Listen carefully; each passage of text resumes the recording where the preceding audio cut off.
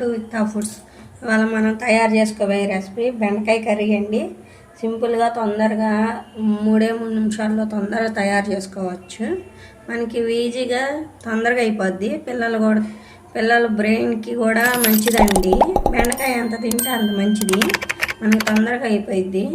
ఇప్పుడు తయారు చేసుకునే విధానం చూద్దాము. ఇప్పుడు స్టవ్ వెలిగించుకుందాము. స్టవ్ వెలిగించుకొని ఒక పాన్ పెట్టుకుందాము. ఇప్పుడు ఒక గంట ఆయిల్ వేసుకుందామండి.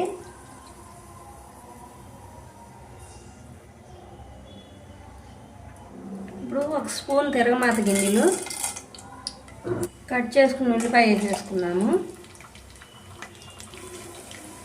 2 ఎండుమిర్చి ఒకసారి కలుపుకున్నాము. మనకి ఏ మసాలాలు ఏమీ అవసరం లేదండి, సింపుల్గా అయిపోద్ది తొందరగా. క్యారేజీలు కట్టుకోవడానికి కానీ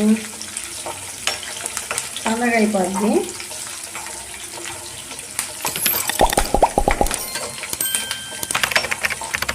ఇప్పుడు చూడండి, లైట్గా గోల్డెన్ కలర్ వచ్చింది కదా, ఏగినాయి కదా తెరమద్దులు.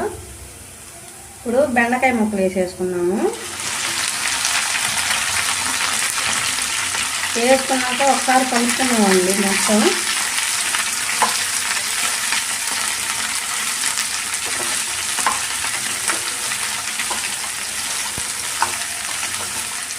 ఇప్పుడు బాగా కలుపుకున్నాం కదా, ఒక 5 నిమిషాలు ఇప్పుడు మూత పెట్టకుండా ఇలానే వదిలేసేయాలండి. మనకి బెండకాయ జిగురు రాకుండా టిప్స్ ఏంటంటే, మూత పెట్టకుండా ఒక 5 నిమిషాలు వదిలేసామంటే మనకి జిగురు రాదు. ఈ కర్రీ విడివిడిగా ముక్కలు బాగా టేస్టీగా వస్తాయి.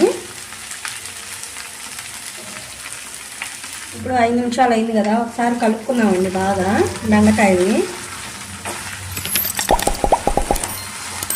ఇప్పుడు చూడండి, మనకి జిగురు అనేది లైట్గా వచ్చిద్ది. కాకపోతే ఏంటంటే మూత పెడితే ఎక్కువగా రాదు, అతక్కపోదు, చిదురు అవ్వదు మనకి బెండకాయ.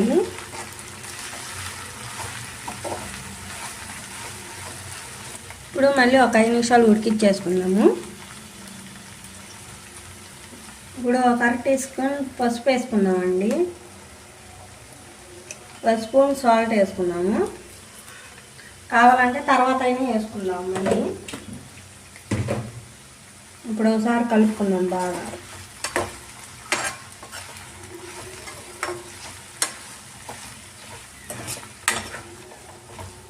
ఇప్పుడు చూడండి, మళ్ళీ ఒక 5 నిమిషాలు ఇట్నే వదిలేసాక ప్లేట్ పెట్టేసుకుందాం అనుకున్నాము.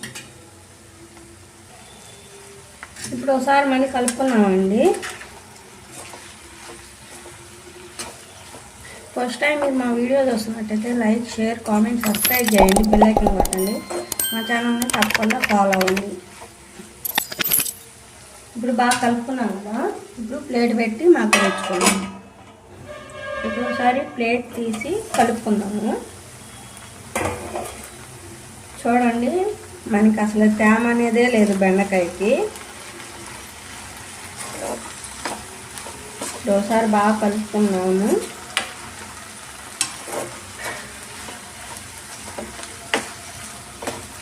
ఇప్పుడు 1 స్పూన్ కారం వేద్దామండి. కారం వేసాక కూడా ఒకసారి కలుపుకున్నాం బాగా.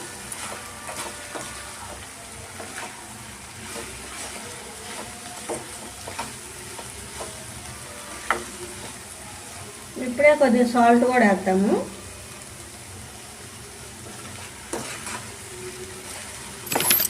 సాల్ట్, కారం వేసాక బాగా కలుపుకోవాలండి ఒకసారి ముక్క పట్టేలాగా.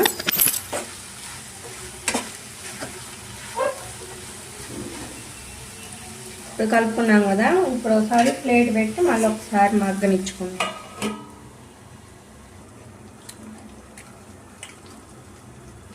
ఇప్పుడు ఒకసారి ప్లేట్ తీసుకొద్దామండి. చూడండి, మనకి బెండకాయ కర్రీ రెడీ అయిపోయింది.